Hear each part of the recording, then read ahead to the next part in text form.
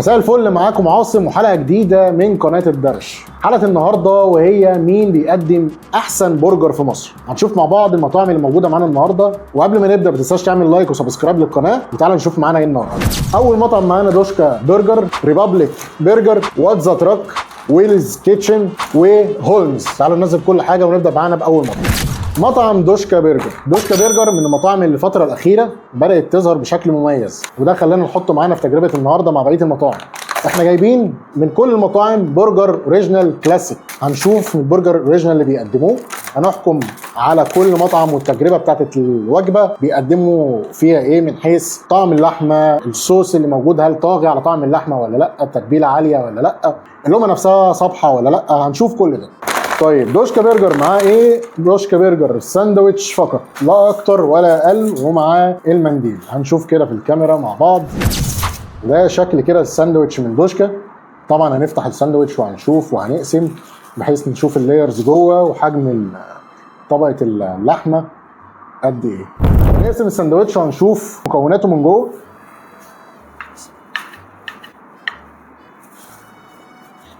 طيب وانا بقطع الساندوتش ونشوف الشكل عامل ازاي. ده واضح قدامكم في الكاميرا زي ما واضح قصاد حضراتكم كده في الكاميرا. بالنسبه للساندوتش الطبقات بتاعته، طبقه اللحمه يعني زي ما انا شايفها كده قصادي برضو مش بطاله، سمك كويس. اللايرز جوه كلاسيك بتاعنا عادي خالص، الخس، البصل، الطماطم، مفيش خيار مخلل في الساندوتش. تمام، نبدأ نشوف التجربة بتاعتنا ونحكم عليها. بسم الله.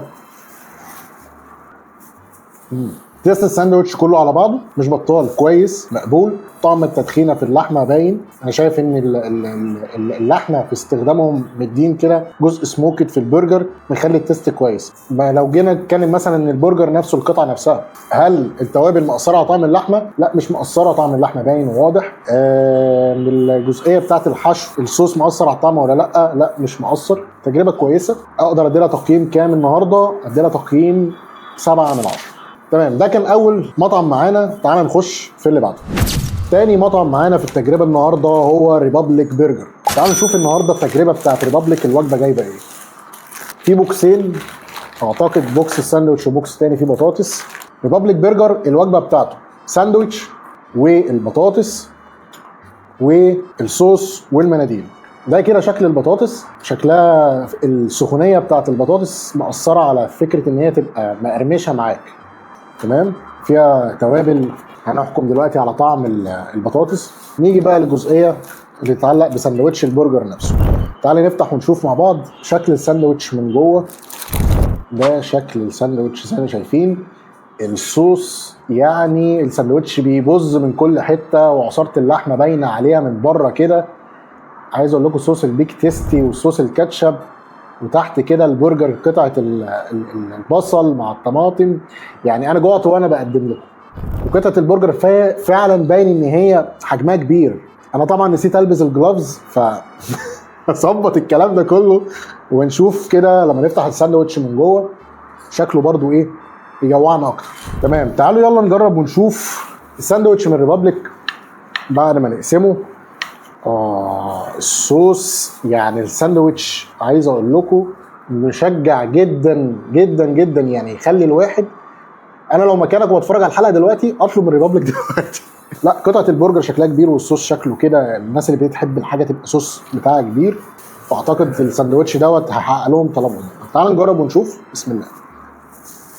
طيب خلينا اقول ان ريبابليك هو عامل معادله بالنسبه لي غريبه. بشكل مبدئي وانت بتتفرج معايا هتلاحظ فكره ان فعلا الساندوتش غرقان صوص، بس الغريب بالنسبه لي ان طعم اللحمه ما تاثرش تماما بطعم الصوص. يعني تحس ان وانت بتاخد القطمه الصوص في حته واللحمه في حته، مفيش حاجه طاغيه على الثانيه، وبتستمتع بطعم كل واحد لوحده. طعم التدخينه في اللحمه ممتاز جدا. يعني انا بجد المعادله اللي هو عاملها في الساندوتش بتاعته ممتازه. اللقمه طريه وحلوه، ما تحسش بيها وانت بتاكلها. ما بين اللقمه والصوص، مكونات الساندوتش سواء البصل او الخس في ناس مثلا بتفضل ان هي تاكل البرجر من دون الخضار، حتى في بعض المطاعم بيحطوا الخضار على جنب لما بيجي يبعتوا لك دليفري. بس انا ما حسيتش بان كل المكونات دي عامله بالانس حلو جدا حلو جدا.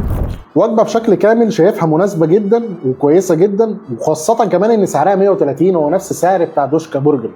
فلما اجي اقارن مثلا من شويه بدوشكا بريبابليك، لا وجبه ريبابليك ممتازه جدا من حيث سعر، من حيث كواليتي فهي ممتازه بكل امانه، خاصه كمان ان هو جايب معاه جزء بتاع البطاطس اللي اتكلمنا عنه. وزي ما قلت في الجزئيه الاولى ان البطاطس ممكن فكره السخونيه مأثره على الكريسبي بتاعها بشكل كبير، ولكن يعني انا عارف الجزئيه بتاعت المطعم ممكن يبقى افضل بكتير كتجربه. بس اوفر اول وجبه بالسعر ده بالكواليتي دي ممتازه جدا، و9 من 10 تقييمي ليه. ثالث مطعم معانا وهو وات ذا تراك.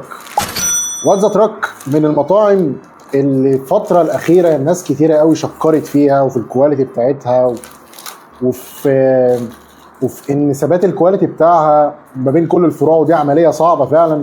انا من الناس اللي جربت وات ذا تراك خاصه في فرع الشيخ زايد، وكان كل مره وات ذا تراك بروح له فيها بيبهرني بثبات الجوده بتاعته. النهارده جايبين من عنده الاوريجينال برجر، والوجبه بتاعتنا النهارده جاي معاه المنديل مع الشوكه مع المناديل المعطر والكاتشب، طلبنا عليه صوص جبنه اضافي. خلينا نفتح كده ونشوف الوجبه معانا النهارده ونقيم وات ذا تراك. تعالوا نفتح ونشوف. ما هذا يعني عايز اقول لكم الشباب ورا الكاميرا واقفين مستغربين الشكل المبهج ده. ده شكل يخلي اي واحد نفسه تتفتح للاكل. لقمه العيش طريه بشكل يعني انا ما اقولكوش. وبصراحه وات ذا تراك شكل اللحمه من جوه والعصاره دي المكونات بتاعه الساندوتش، الخيار والطماطم والخس والبصل والصوص، طبعا فوق البرجر نفسه صوص الباربيكيو. تعالوا نشوف كده لو هنقسم الساندوتش.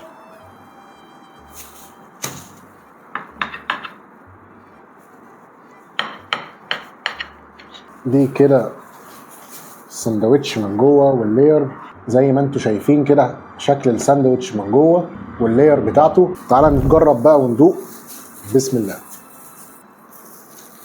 تجربه وات ذا تراك بتقول ايه بالنسبه لطعم الوجبه؟ الشكل لا يعلى عليه بصراحه يعني، بس الطعم هنا النقطه اللي كنت شفتها في ريبابليك بان مكونات الساندوتش مش مقصره على بعض، انا هنا ملاحظها موجوده في وات ذا تراك. حجم الشريحه كبيره بس مش سميكه. يعني ايه الكلام ده؟ يعني انا ممكن دلوقتي لما اجي قطعه البرجر نفسها مع اللقمه مع الخس والبصل او الخضار بشكل عام مع الصوص، تحس ان طعم اللحمه لما يغيب عنها السمك مش واضح في القطمه اللي انت بتاخدها. بحس دايما ان ممكن هنا الخضار كان اعلى من اللحمه في بقك وانت بتاكل. لو كانت اكتر سمك شويه كانت هتبقى كويسه جدا. اعتقد دي قطعه برجر وزن 140 تقريبا، لكن كطعم كويس، لقمه طريه مش وحشه، الصوص طعمه حلو. النقطه دي اللي انا علقت عليها، فكره ان طعم اللحمه ممكن يجيب معاك في بعض اللقم اللي انت بتاكلها. بس لو هتجربوا لو هما بيوفروا شريح لحمه اعلى انصحك بده جدا، سواء بقى الدبل ممكن يبقى ممتاز جدا جدا للساندوتش زي ده. طيب تقييمي ليه كام؟ انا اديله 7 من 10. ده بالنسبه لوات ذا تراك النهارده. تعالوا نشوف اللي بعده. رابع مطعم معانا ويليز كيتشن. ويليز كيتشن من ضمن المطاعم معانا النهارده، من الناس المميزه برضو الفتره الاخيره، واللي تيجي تشوف شكل الساندوتش اللي بيقدموه يخليك ان انت عايز تطلب الساندوتش ده دلوقتي حالا. طب يا ترى ويليز كيتشن جايب ايه معانا في الوجبه النهارده؟ ويليز كيتشن الساندوتش ومعاه المنديل. تعالوا نفتح كده ونشوف، بس قبل ما نفتح ونشوف نلبس الاول الجلافز. ويليز كيتشن من رابع المطاعم اللي معانا النهارده. تعالوا كده نشوف ونقرب كده للكاميرا اكتر للساندوتش لما نفتحه. يا الله على الساندوتش وحجمه. وانا حاسس ان الساندوتش تقيل، يعني الساندوتش بتمسكه حاسس بتقل فعلا. طب تعالوا نشوف كده شكل الساندوتش. اللقمه باين عليها طبعا ان هي طريه جدا، اللقمه بتاعته مميزه بصراحه. هنا الخضار من فوق البصل مع صوص الجبنه الشيدر. قطعه البرجر باين عليها يعني بص متفحمه، يعني تحس ان هي الشاويه بتاعت البرجر من تحت الطماطم مع الصوص والخس. ويلز صراحه يعني ناس كتير بتشكر فيه، ودي اول تجربه ليا لويلز. فلاحظ طبعا حجم الفارق ما بينه وبين مطاعم انا جربتها بالفعل قبل كده. تعالوا بس الاول نقسم السندوتش. ويلز ده كده اللايرز من جوه انتوا شايفين، انا لسه هشوف بعديكم اكيد طبعا. ده بالنسبه لللايرز من جوه. انا ملاحظ ان طبعا حجم قطعه البرجر ال 200 جرام السمك بتاعها حلو. اللحمه مش ناعمه، يعني تحسها كده قطع اللحمه كده واخده كده فرمه، يعني ما بين الخشنه وبين الناعمه، بحيث طعم اللحمه معاك يبان قوي. بسم الله ونجرب. تجربه ويلز كيتشن جباره، لا لا لا لا، جباره جباره جباره. طعم اللحمه فيها يعني القوام بتاع اللحمه عالمي بامانه. اللحمه ما بين كده اللي هي الخشنه والمتوسطه، بحيث تحس بطعم اللحمه وانت بتاكلها، ده بشكل مبدئي. وانت بتاكلها فعلا لا، طعم اللحمه جبار يا جماعه. التتبيله بتاعتها برده كويسه جدا، مش طاغيه على طعم اللحمه، تحس بتاكل لحمه اوريجينال، تاكل لحمه ممتازه. الصوص برده ممتاز جدا، مش حادق قوي. صوص اللي حاطينه، الصوص مش حادق قوي ولا عادل، لا متناسق جدا جدا جدا. تجربه حلوه جدا. العيش كويس جدا. يعني بالنسبه لي ويلز كيتشن لحد دلوقتي ممتاز، بيرفكت بيرفكت بيرفكت. وعلشان الكمال لله لوحده بس هديله 9.5 من 10، مع انه هو بامانه ابهرني. اول مره اجربه، بس اعتقد دي مش اخر مره. تعالوا نشوف اللي بعده. اخر براند معانا وهو هولمز. هولمز جاي من اسكندريه وبدا ان هو ينتشر جوه القاهره. يا ترى هنشوفه في مقارنته ما بين المطاعم اللي موجوده في القاهره او بدات في القاهره يستحق ان هو يدخل بمنافسه بقوه، ولا هنشوف هولمز في انهي مرحله بالظبط في مقارنه النهارده؟ يا ترى هولمز بيقدم ايه النهارده في وجبه البرجر؟ احنا طلبنا معاه صوص اضافي، ده مش انكلود للسعر، ده صوص جبنه اضافي هنجربه برده معانا النهارده. وده ساندويتش البرجر من هولمز. طيب هي الوجبه اللي ب 220 بيجي معاها ايه؟ بيجي البرجر وكاتشب والمناديل. تعال نشوف شكل الساندويتش، نلبس الجلافز، يلا بينا. هولمز برجر ساندويتش ب 220. حجم البرجر، قطعه البرجر 250 جرام. ده كان التفاصيل اللي احنا عرفناها من المطعم واحنا بنطلب. طيب شكل اللقمه من بره طريه، شكلها لذيذ. الصوص بتاع الجبنه والقطعه البرجر نفسها، نلاحظ ان هي برضو الملحوظه اللي كنا قلنا عليها في ويلز تقريبا برضو ملاحظها في قطعه البرجر هنا، ان هي ناشفه مش فرمه ناعمه. من تحت خالص لسه مفيش صوص، هي طوبك اللقمه والبرجر على طول، بس الصوص من فوق. بالنسبه للشيدر وصوص البيك تيستي حاطينه والخيار المخلل. ده مكونات الساندوتش. تعال نقسم ونشوف الساندوتش من جوه. برضو بيبقى ليه شكل مميز،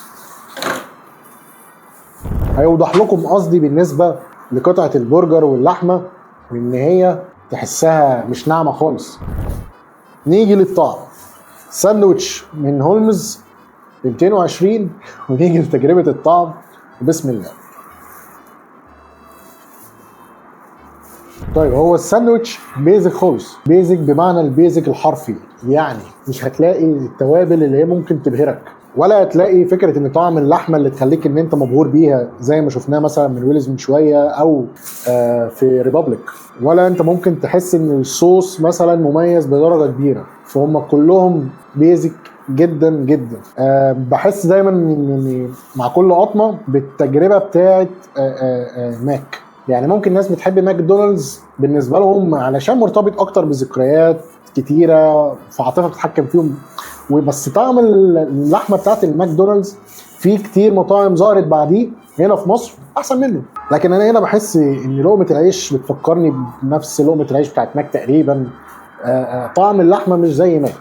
انا بس حاسس كده ان هو ساندوتش كلاسيك خالص، بيزك خالص، وهو ده طلبنا بالفعل، بس بمقارنته بالباقي لا، لقيت فيه طعم لحمه احسن مقارنه بالباقي. لقيت فيه توازن في مكونات الساندوتش ما بينهم وما بين الباقيين احسن من المقارنه دي. هولمز مش عايز اقول ان هي تجربه سيئه، تجربه يعني مقبوله الى حد ما. طيب لو انا هديله تقييم، اديله كام تقييم؟ انا هديله 7 من 10. ده تقييمي بالنسبه لهولمز. ساندوتش زي ده ب 220، ولاقي ان هو مفتقد فيه حته مثلا تيست التوابل المميز، او تيست اللحمه يبقى مميز، او بالانس الساندوتش كله يبقى مقبول معاك بدرجه كويسه، فما لاحظتش فيها حاجه. فارق السعر اللي موجود ما خلاكش انت تاخد ميزه مقارنه بالمنافسين. ده كان اخر حاجه معانا النهارده في المقارنه. خلينا نقول ان افضل مطعم في المقارنه النهارده هو من وجهه نظري ويلز كيتشن. ويلز كيتشن قدم المعادله المناسبه جدا في المقارنه بتاعت النهارده. سعر يعني كويس بالنسبه لباقي البراندات، طعم ممتاز جدا، تجربه كويسه جدا ومناسبه جدا، قدرت ان هي تخليك تاكل حاجه طعمها مميز. فتجربه ويليز كيتشن من وجهه نظري انا شايفها من افضل المطاعم اللي كانت معانا في حلقه النهارده. طيب اتمنى الحلقه تكون عجبتكم، وان شاء الله انتظرونا في حلقه جديده في قناه الدرش. سلام.